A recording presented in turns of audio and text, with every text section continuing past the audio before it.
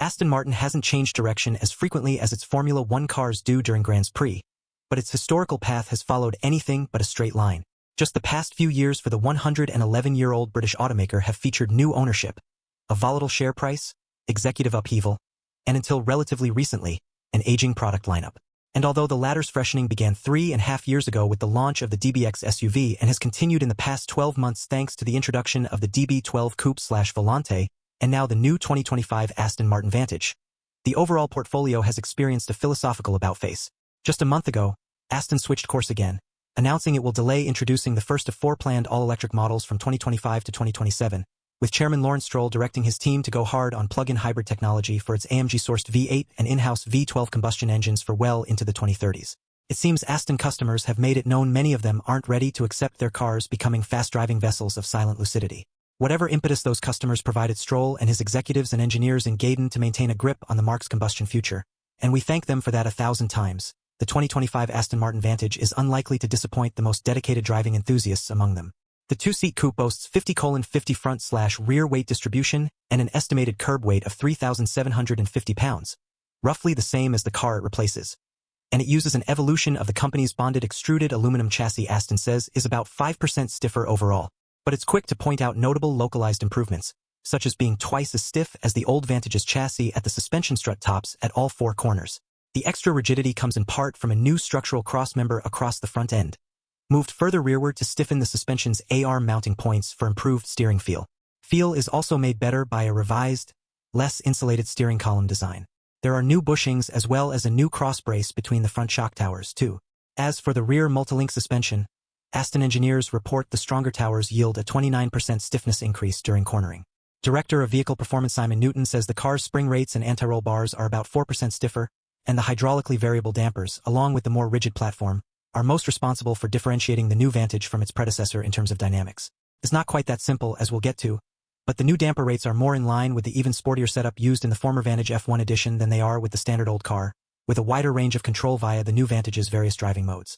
In terms of quantifiable numbers, Newton says the result is 12% less understeer. That latter figure is significant and, according to Newton, helps the 2025 Aston Martin Vantage lap Spain's Circuito Monteblanco, where we're about to drive it, 3.5 seconds quicker than its predecessor. But the performance leap isn't all courtesy of supermagically improved handling dynamics, as Aston's latest AMG-sourced engine package takes a big jump of its own. Larger twin turbos, new cam profiles, a compression ratio of 8.6 to 1 versus 10.5 for the previous Vantage, which allows more air to enter the cylinders when the engine is on boost, and a revised and improved cooling package to cope with it all deliver peaks of 656 horsepower and 590 lb-ft of torque. Compare those figures to the outgoing car's 503 horsepower and 505 lb-ft, and you don't need to be a performance car enthusiast, let alone an engineer, to get the picture.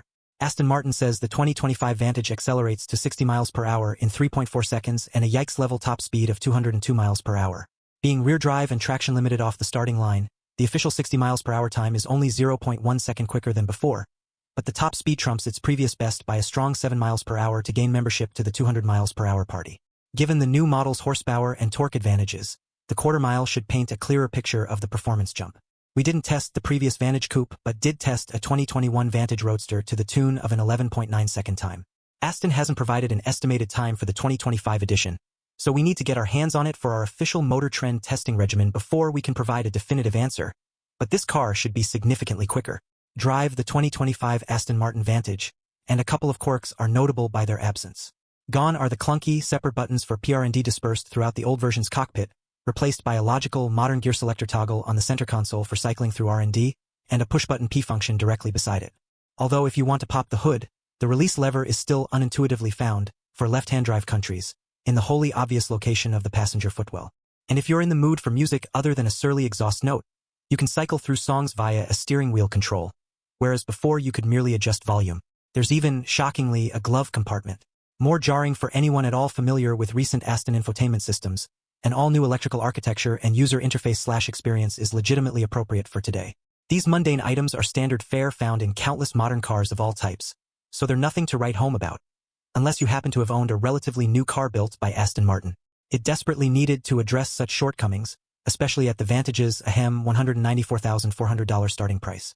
Once you see it did so, you quickly concentrate on what matters most: hustling the car down the road. I can't miss it, more in your face. Aggressively bulky yet somehow still svelte exterior redesign cuts an intimidating presence on Spanish roads in the Andalusia region. Most aggressive in terms of body presence is its 3.5 inches of additional width. Overall length increases by less than a quarter inch. Height and wheelbase are the same as before due to the underlying revised but carryover architecture. Hustle is the proper verb because the earlier Vantage, while being fun to drive hard, leaned more toward the Grand Touring side of the performance car Venn diagram. The upgrades made to the 2025 version are intended specifically to push it into being a super sports car. As Aston's Director of Product and Market Strategy Alex Long says, with over 200 miles per hour and 0 to 60 in 3.4 seconds. But the mid-range punch is up there with anything at the price point. And it's faster in some cases because it's got so much torque. Speaking of Venn diagrams, Aston showed one during its Vantage presentation to media members that illustrated its desire to push itself further up the luxury supersports car chain past things like the standard Porsche 911 Carrera S and certain AMG models, and nearer to marques like Ferrari and McLaren. This is why we found the DB12 Volante rides on a surprisingly aggressive setup, and why the new Vantage eschews its touring first routes. That's not to say the car's ride quality is over-the-top stiff or jarring. Even in its hardest setting, you can drive it comfortably over many road surfaces without it wearing you out, although the stiff damping can become a distraction on a truly bumpy road, and each of its 3 suspension modes feels incrementally more focused than the previous. It's like the old Vantage in the sense that each setting has its own discernible but not drastically different character, yet all remain usable while being more focused on dynamics than before. The ride/handling balance is instrumental in the Vantage's overall personality remake. And, as Long says, so is the torque, and the horsepower, and the braking power, and the sharper front-end bite. Driving the car initially on mostly straight streets near Seville, it takes a while for it to all sink in because you're still inclined to think of the Vantage as a GT, not a pure sports car.